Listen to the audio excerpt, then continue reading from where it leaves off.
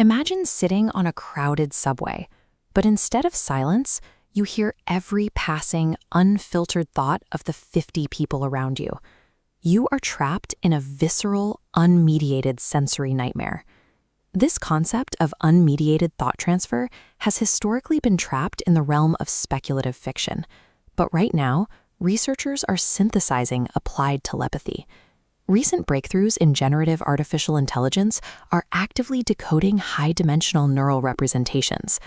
Systems like NTT's mind captioning translate functional MRI and EEG brain activity directly into descriptive text.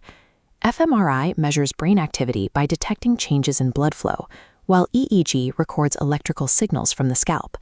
These models accurately reconstruct what a person is seeing or just remembering, without relying on the brain's language centers at all. To facilitate fluid, real-time communication, we need a physical bridge. The current vanguard of neuro-hardware is the BISC, or Biological Interface System to Cortex. BISC is an ultra-miniaturized wireless implant designed to link the biological brain with external computing infrastructure. Fabricated using CMOS technology, a standard method for making high-density microchips, it is roughly the thickness of a human hair. Resting on the cortex like wet tissue paper, it allows for high-fidelity data transfer while avoiding the scarring caused by older implants. Commercial entities are pushing this hardware into the consumer sphere. Elon Musk's Neuralink recently secured a trademark for the term telepathy, explicitly signaling an intent to commercialize conceptual interaction that bypasses verbalization. Early human trials at Stanford University have already successfully decoded a 125,000-word vocabulary directly from a paralyzed patient's silent inner monologue. Human technology has breached the absolute physical barrier of the skull. The problem is that human biology and the entire structure of human society are built upon the foundation of private thought. If you were suddenly plugged into a telepathic network, the first failure point would be metabolic. The human brain operates on a rigid, uncompromising energy budget of about 20 watts. To handle billions of neurons on the power output of a dim light bulb, the brain utilizes highly economical coding, representing complex stimuli with the absolute minimum number of neural firings possible. An unmediated influx of high-bandwidth, exogenous thought from other people would instantly shatter that fragile energetic homeostasis. Trying to process the complex emotional states and visual imagery of multiple surrounding individuals would rapidly exhaust your localized reserves of adenosine triphosphate, or ATP. ATP is the primary energy carrier used by all living cells to fuel physiological processes. To survive our normal sensory environment, the brain relies on a biological spam filter called the thalamic reticular nucleus, or TRN. This thin layer of inhibitory neurons wraps around the thalamus and physically blocks irrelevant or overwhelming data from reaching your higher cortex. It is the mechanism that allows you to tune out background noise. Synthetic cortical implants bypass the TRN entirely. They project data directly into the sensory or motor cortex.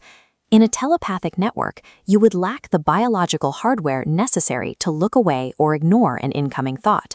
Without heavy external computing to filter this data, the forced reception of foreign consciousness induces catastrophic predictive coding failures.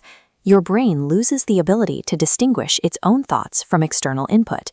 Clinically speaking, this induces a state mirroring the severe auditory hallucinations experienced in schizophrenia. The danger extends beyond metabolic starvation into the threat of leakage, the algorithmic interception of thoughts you intended to keep private.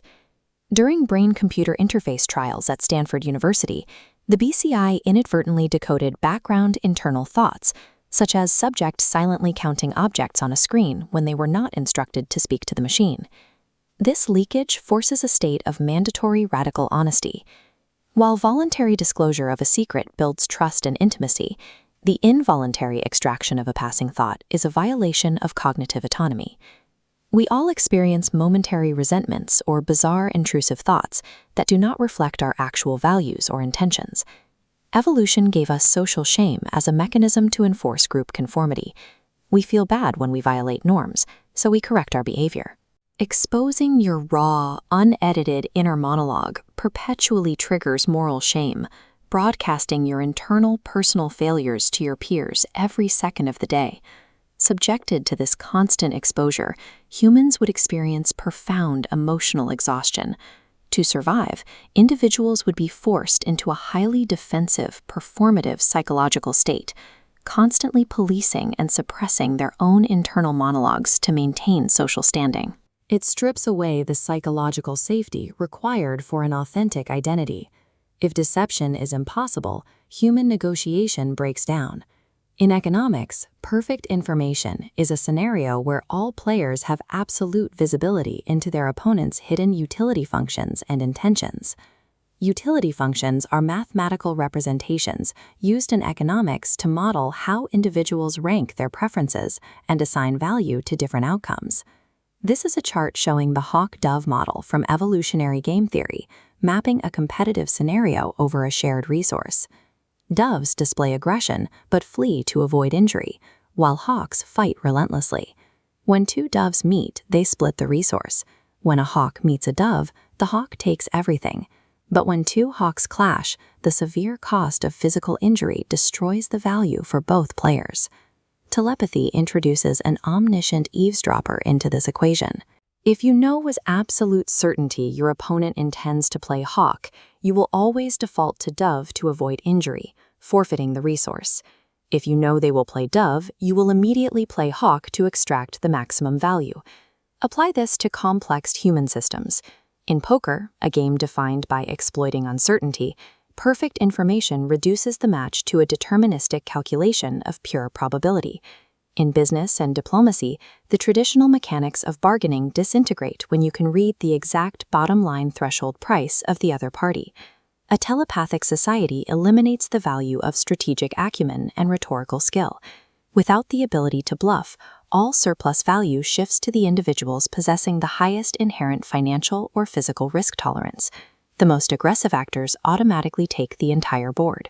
Scaling this technology to a societal level hits a hard biological ceiling known as Dunbar's number. Because the physical size of our primate neocortex is limited, humans can only maintain about 150 stable social relationships. Spoken language evolved specifically to help us coordinate larger groups efficiently, pushing past the limits of physical social grooming.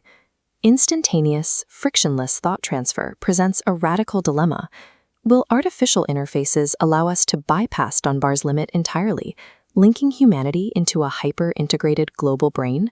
Or will the sheer computational complexity of tracking the emotional states and shifting loyalties of thousands of telepathic connections overwhelm our cognitive capacity? If we scale into a collective intelligence, we risk a phenomenon called possibilistic power. This occurs when a group's massive capacity to process information creates an inescapable semantic gravity well. The hive mind enforces conformity by absorbing individuals into dominant ideological scripts at the deepest level.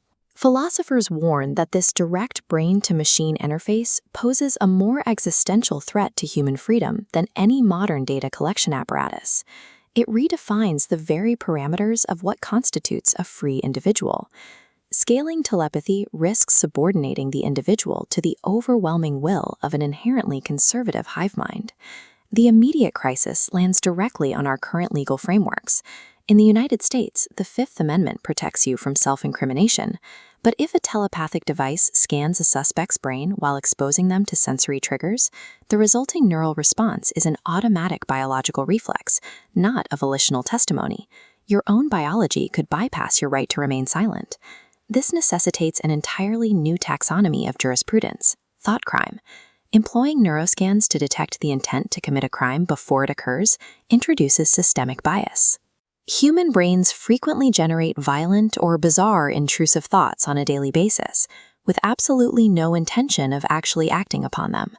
Penalizing these misfires dismantles the legal doctrine of mens rea. Mens rea is the legal standard requiring proof that a person acted with a guilty mind or specific intent to commit a crime. We also face the reality of thought theft, the unauthorized extraction and commercialization of engineering designs or proprietary ideas directly from a creator's cortex before they can be physically recorded or copyrighted. To combat this, legal ethicists are pushing for the establishment of a new right, cognitive liberty. This asserts that the First Amendment must evolve to protect the unencumbered generation of internal ideas. we must secure a fundamental right to mental privacy and self-determination over our own brain data. Evolutionary biology forged the private mind as the essential incubator of human identity. It remains our only safe space to process flaws, test ideas, and cultivate an authentic self. To survive the coming telepathic transition, humanity must proactively build an uncompromising mechanical firewall to protect the human soul.